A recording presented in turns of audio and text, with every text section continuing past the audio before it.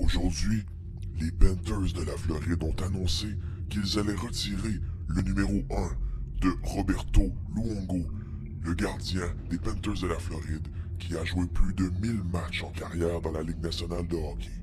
Il compte à son actif 489 victoires, ce qui le place au 3e rang des gardiens les plus méritants de victoires dans toute l'histoire de la Ligue, derrière des certains Martin Brodeur et Patrick Roy. Ce qui est d'autant plus intéressant, c'est que Roberto Luongo, avant de se retrouver avec Vancouver, a bien failli se retrouver dans une autre équipe. On va parler de cette histoire surprenante à Hockey Lit Podcast.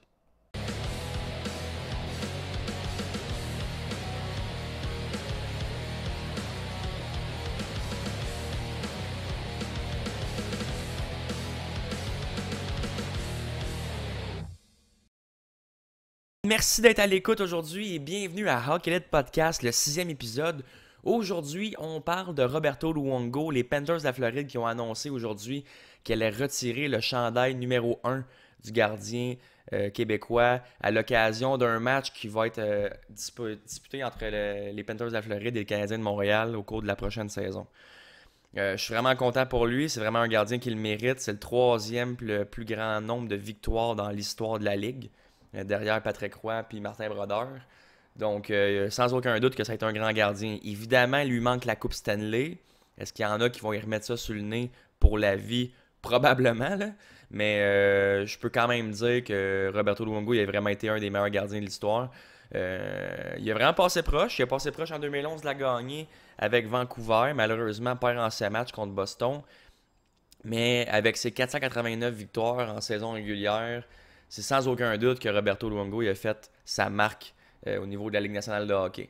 Je vais faire en même temps une petite revue de sa carrière, de qu'est-ce qui s'est passé, de qu'est-ce qui aurait pu se passer, afin d'avoir une vue d'ensemble sur qu'est-ce qui s'est passé avec Roberto Luongo, le premier choix des Islanders de New York, pour ceux qui ne s'en rappelaient pas, 4e au total en 1997. Cette année-là, il avait été choisi là, tout juste derrière Joe Thornton, Patrick Parleau et Olli Jokinen.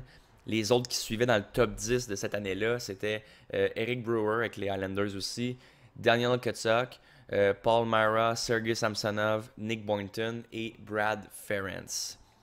Pour ce qui est de Montréal, il avait repêché au 11e rang Jason Ward. Mettons que ça a mal viré pour Jason Ward. Fait que mettons que Roberto Luongo il a une plus belle carrière que lui. Donc, repêché en 97, premier tour. On s'attend de faire de Luongo un gardien numéro 1 à long terme avec l'équipe. Première année, il va gagner 7 victoires en 24 matchs. Et en 2000, la super équipe de Mike Milbury prend tout le monde par surprise. Vont repêcher Rick DiPietro.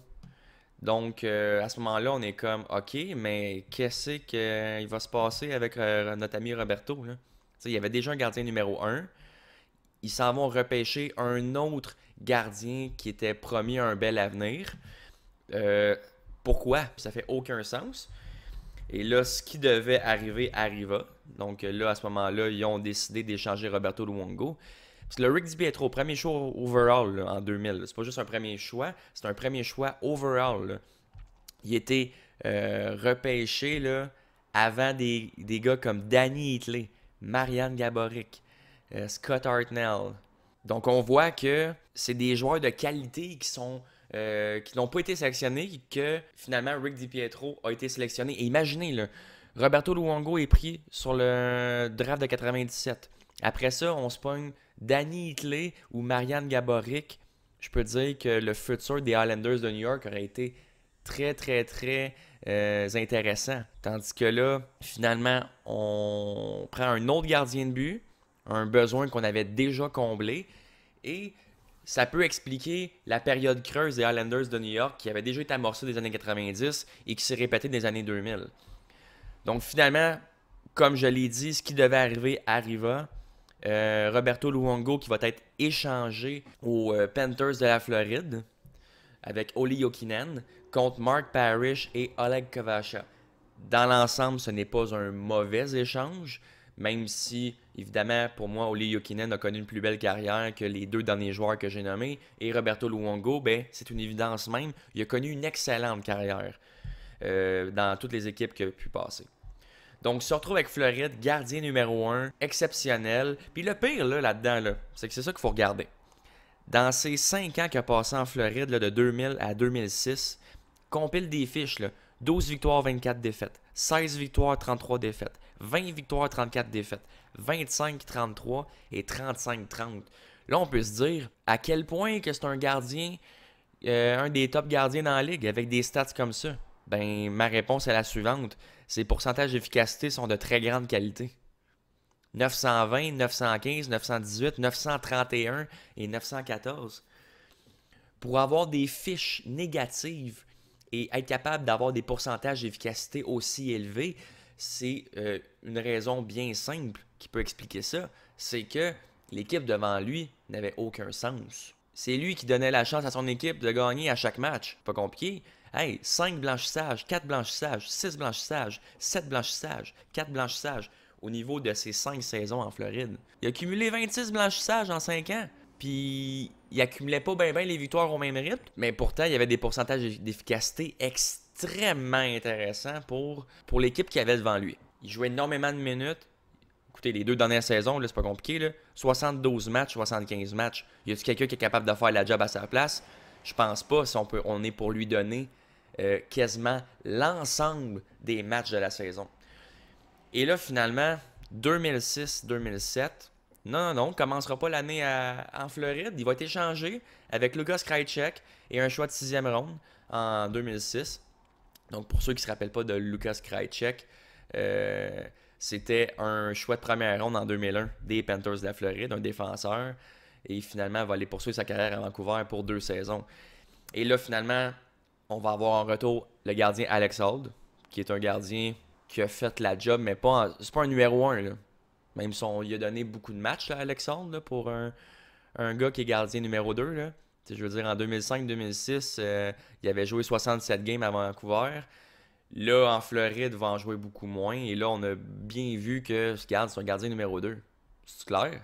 Il a joué à Montréal, il a joué 16 games. C'est un gardien numéro 2. Oui, il a 914 d'efficacité avec Montréal pendant son court passage, mais c'est pas un gardien numéro 1, puis ça a été assez clair. Là, il se fait échanger justement contre Alex Auld.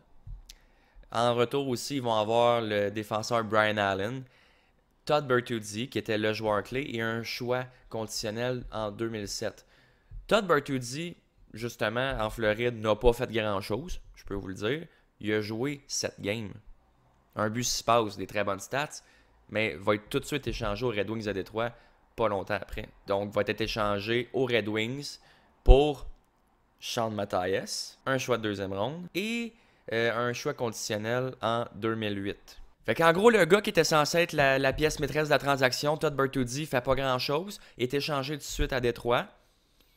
Donc, on perd Luongo pour un peu pas grand-chose.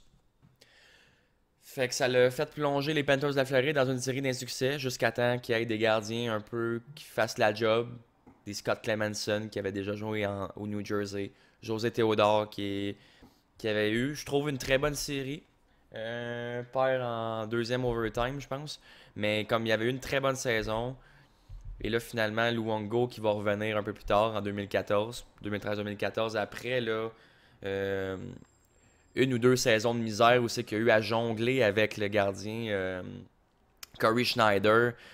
Ça a été vraiment triste parce que Luongo, il avait eu vraiment des super bonnes stats. Là, on s'entend. Là, 47 victoires, 22 défaites. 35 victoires, 29 défaites. 33 victoires, 13 défaites. 40-22, 38-15, 31-14.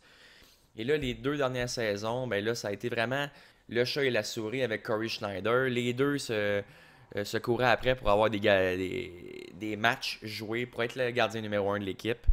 Et là, finalement, son vœu va être exaucé. On va l'échanger contre avec Steven Anthony contre Jacob Markstrom et Sean Matthias. C'est quand même très drôle parce que Sean Matthias, c'est le même gars qu'ils ont eu pour Todd Bertuzzi quand il l'avait échangé à Détroit. Et là, ils vont l'échanger pour rapatrier Luongo. Donc, c'est quand même intéressant.